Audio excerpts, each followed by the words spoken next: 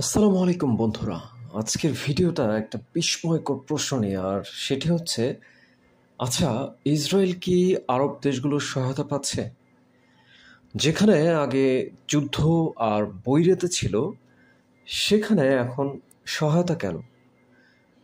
চলুন জানি এই পরিবর্তনের পিছনের গোপন কারণগুলো। অনেক পেছনের ইতিহাস যদি আমরা দেখি, তাহলে দেখা যায় যে দশকের পর দশক ইসরায়েল আর আরব দেশগুলোর সম্পর্ক ছিল উত্তেজনাপূর্ণ।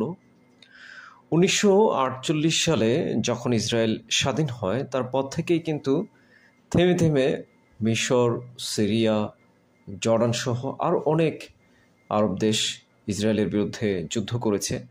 এবং বর্তমান সময়ে আমরা দেখেছি যে ইরানের সাথে সেই এক ভয়াবহ যুদ্ধে জড়িয়ে পড়েছে ইসরায়েল, যদিও এখন সেটি সিজফায়ারের মধ্যে আছে।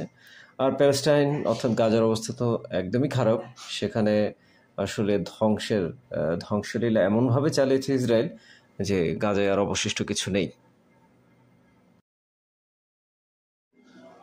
তবে এই যুদ্ধ অবস্থার মধ্যেও ২০২০ সালে আব্রাহাম অ্যাকর্ডস চুক্তির মাধ্যমে সংযুক্ত আরব আমিরাত, বাহরাইন, সুদান, মরক্কো ইসরায়েলের সাথে একটি কূটনৈতিক সম্পর্ক স্থাপন করে, এবং যেটি কিনা মধ্যপ্রাচ্যে এক বিশাল পরিবর্তনের সূচনা তৈরি করে। সাম্প্রতিক সময়ে দেখা গেছে যে ইসরায়েল ও কিছু আরব দেশের মধ্যে গোপনে তথ্য আদান-প্রদান, নিরাপত্তা সহযোগিতা, এমনকি কিছু অর্থনৈতিক চুক্তিও হয়েছে। বিশেষ করে ইরানের হুমকি মোকাবেলায় এই দেশগুলো কিন্তু একসাথে কাজ করছে। উদাহরণ হিসেবে বলা যায়, সৌদি আরব ও ইসরায়েলের মধ্যে দেখেন কোনো কূটনৈতিক সম্পর্ক কিন্তু নেই, কিন্তু এই যে ডিডাব্লিউর একটি রিপোর্টে বলা হয়েছে যে তারা কিন্তু একে অপরের সঙ্গে নীরবে যোগাযোগ রক্ষা করছে, এবং কিন্তু একে অপরকে সহযোগিতার যে বিষয়গুলো সেগুলো কিন্তু তারা করে যাচ্ছে। এখন প্রশ্ন আসতে পারে যে কেন এই সহায়তা? প্রথম কারণ হচ্ছে ইরানকে এখন অনেক আরব দেশ ও ইসরায়েল উভয়ই একটি বড় হুমকি হিসেবে দেখে। আর দ্বিতীয় কারণ হলো যুক্তরাষ্ট্রের কূটনৈতিক চাপ আছে।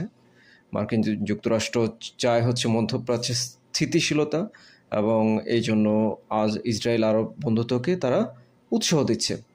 আর তৃতীয় কারণ হচ্ছে অর্থনৈতিক স্বার্থ। আপনার হচ্ছে টেকনোলজি, নিরাপত্তা সরঞ্জাম ও বাণিজ্যে ইসরায়েলের সঙ্গে কাজ করে আরব দেশগুলো কি করতে চায়? লাভবান হতে চায়। তো তো বন্ধুরা, এখন প্রশ্ন হলো যে এই সহযোগিতা কি টিকে থাকবে, নাকি এটা কেবল আসলে রাজনৈতিক স্বার্থের খেলা? তো আপনার মতামত জানাতে ভুলবেন না কমেন্টে। আর ভিডিওটি যদি ভালো লাগে তাহলে লাইক দিন, চ্যানেলটি সাবস্ক্রাইব করুন, আর শেয়ার করে দিন আপনার বন্ধুদের সাথে।